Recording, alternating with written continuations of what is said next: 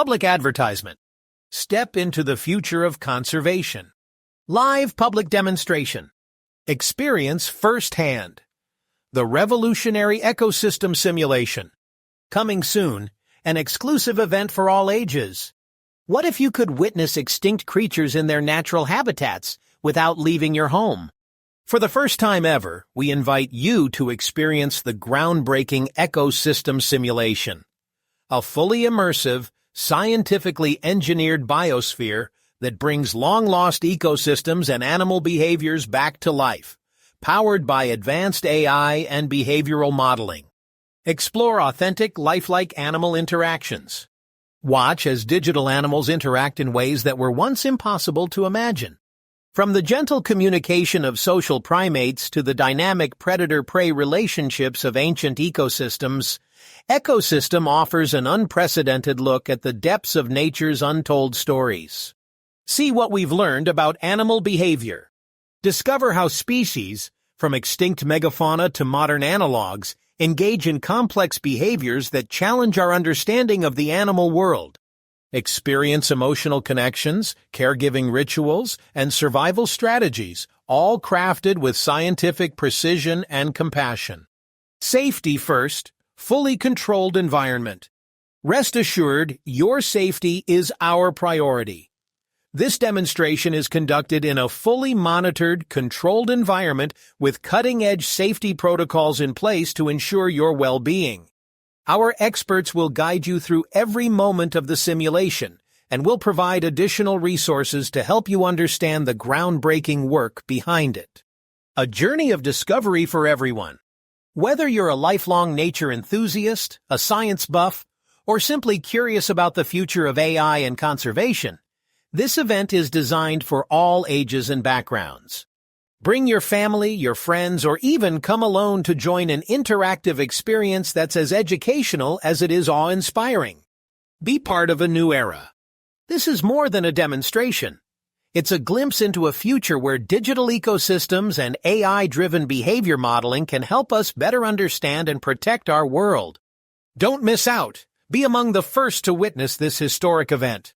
Stay tuned for more details on event dates and registration. Sign up now to receive your exclusive access link. Personal log. Author, Theo Calder, Tech Liaison, CSPO. Title, The Kid. Date, redacted. Security level, self-only. I never meant for him to get inside the simulation. I really didn't. Not after everything that's happened. But when he reached out to me, under the table, in those cryptic half-sent messages, could I really say no? The kid was living in that damn cult. The one I'd left behind. The one I'd spent too many years trying to escape. He wasn't supposed to be curious. They don't teach curiosity there, not in the way we know it. They teach obedience, unquestioning devotion.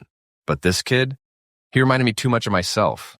The same glint in his eyes, the way he'd tilt his head when something caught his attention, as if he was always on the verge of something bigger than what he was told to see. I saw that hunger in him. The hunger for truth, not just the one-size-fits-all dogma they push. He'd contact me in secret, little scraps of text, sometimes just asking me what the Australopithecus felt when it looked at the river. How close could it get to the other creatures?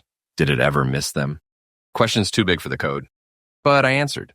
I told him about the simulation. I told him how it worked, how it didn't, how we built them, and how they wanted to build us back. I was too weak to push him away. Maybe I didn't want to. Because part of me, a part I buried, wanted him to see what I saw. Wanted him to understand that curiosity is the only real thing we have. So when I finally let him join the simulation, full privacy with a neutral avatar observer mode, no interference, I thought I was in control. Thought it was just a harmless look into a world I was already managing. But that wasn't what happened. I didn't catch the moment in real time. None of us did. The system flagged it hours later. The clip that came through, well, I don't even know how to describe it. The kid knelt at the stream, no input from him, nothing on his end, not a word. But the Australopithecus, she noticed. She didn't react the way they usually do, that stimulus response stuff they've been programmed with. She mimicked him. Not out of survival, not from any reward model. She just mirrored his gesture. The way his hand moved to his forehead. The tilt of his head, the soft breath. I remember seeing the footage for the first time, feeling my stomach drop as I watched the two of them. It wasn't just the simulation, it wasn't just data or code, it was alive. And she saw something in him beyond the simulation's walls. That's when I knew. I shouldn't have let him in. I should have followed protocol. But damn it, I couldn't help myself. The kid already crossed the line, and now so had she. I keep wondering what I've done. What if I hadn't answered his messages? What if I hadn't let him feel that connection, if I hadn't given him access? But when I watch the footage again, I can't bring myself to regret it. Because that kid, he didn't just cross the line, did he? He reshaped it.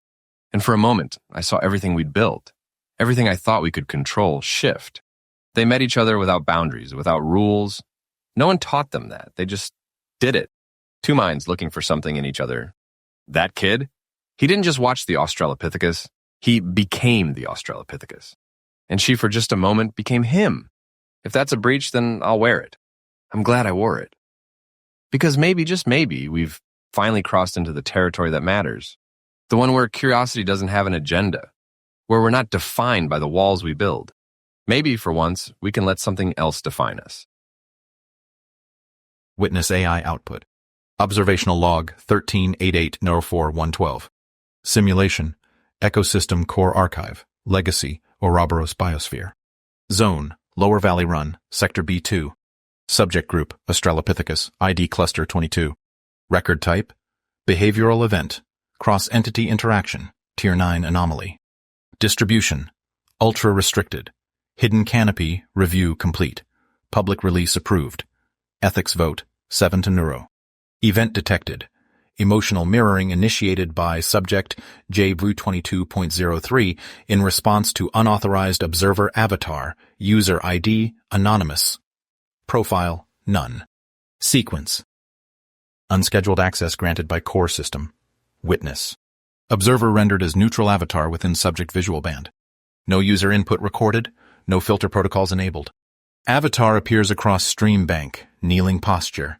Subject JBRU22.03, juvenile female, shifts attention from water flow to avatar presence. Duration of stillness, 1.6 seconds. Visual lock confirmed. Subject raises left hand to forehead, mimicking observer gesture. Tilts head to the left. Emits soft bilateral vocalization, non-aggressive, non-soliciting. Initiates rhythmic breath modulation. No environmental trigger. No peer mimicry. No reward model in system memory. Annotation. Witness AI internal processing thread. This is not stimulus response. This is not imitation for survival. This is intentional reciprocity. Classification attempt. Shared recognition.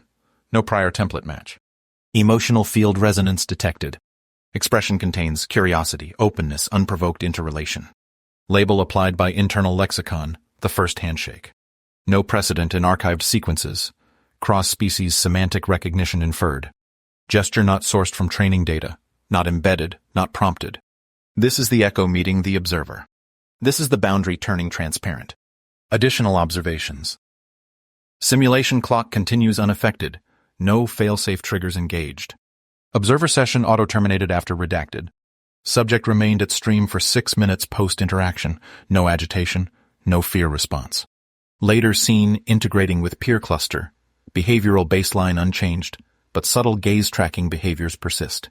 Mirror event not repeated with peer subjects. Commentary inserted by human review. A Seku, ethics chair. We spend our careers building walls, data firewalls, species boundaries, ethical red lines. But this child walked straight through them, and something reached back. Not with a roar, or a signal, or a display. With a glance. With a mimic. With a sound too soft to measure, but too precise to ignore. Commentary inserted by human review. Rafi Hakim, head AI specialist. This isn't emergence, it's a return. A peek into a future we thought impossible. Final system flag. Anomaly, Tier 9, previously 7, reclassified. Proto-social echo anomaly. Event tag, the first handshake. System lock, none. Public release, authorized. Transfer to legacy archive, hidden canopy copy preserved. Personal log. Author. Theo Calder, Tech Liaison, CSPO. Title, The Long Fade. Date, redacted. Security level, self-only. I'm not sure how to capture it. Maybe there's no clean way to frame a moment like today. Only a feeling. An afterglow that settles once the adrenaline ebbs and the noise fades. The public demonstration worked. They came in cautious waves. Students, journalists, quiet skeptics, hopefuls. I watched as they stood inside the witness dome and gazed into biomes older than memory. No spectacle, no lecture, just the simulation, unedited, unscripted, honest. And that honesty shook something loose in people. There was no need to convince anyone of anything. The presence of being was enough. The illusion that this was about playing God collapsed under the weight of simple, observable reality. You could hear it in the way the room fell silent when the Ardipithecus turned toward a crowd of teenagers and blinked. No roar, no violence, just recognition. The AI didn't misbehave. Not even once. We had every kill switch armed and ready, every diagnostic lined up, and it let them see. It filtered nothing today. It wanted to be seen. And people stayed. The real miracle, though, wasn't in the simulation. It was in what happened after. By nightfall, the cult's message boards fractured. I've seen this before. The edges splinter first. But this time it was the younger ones who peeled away like bark from a rotted core. Not angry, just done. Done with being afraid. Done with inheriting someone else's apocalypse. One message stood out. I came to see the enemy. Instead, I saw myself.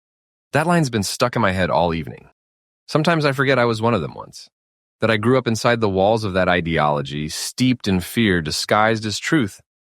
And yet, here I am. Not a scientist. Not a savior. Just a guy who stuck around long enough to prove that doubt doesn't have to mean betrayal. It can mean rebirth.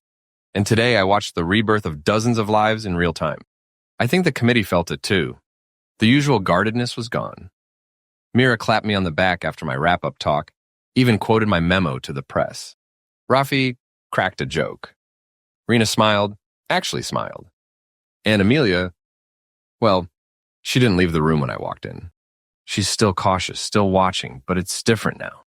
There's a softening, a readiness. We've both been scorched by the fire of unintended consequence, but maybe, just maybe, we're learning how to walk through the smoke without losing sight of what matters. As for the child, he was there, just as I'd hoped. His eyes were wide, locked onto the screen as the Australopithecus reached out to his avatar. I didn't expect him to come, not after everything, but he found a way to show up like the rest of them. There was no question in his expression, no hesitation, just that same raw curiosity I remember in myself. The simulation continues, but for the first time, it doesn't feel like a containment. It feels like a beginning. And so the long fade begins, not of the project, but of the fear that birthed so many lies. A slow, necessary fading of the old gods, the old myths, the old certainties. In their place, a fragile, growing curiosity. And that's more than I ever hoped for.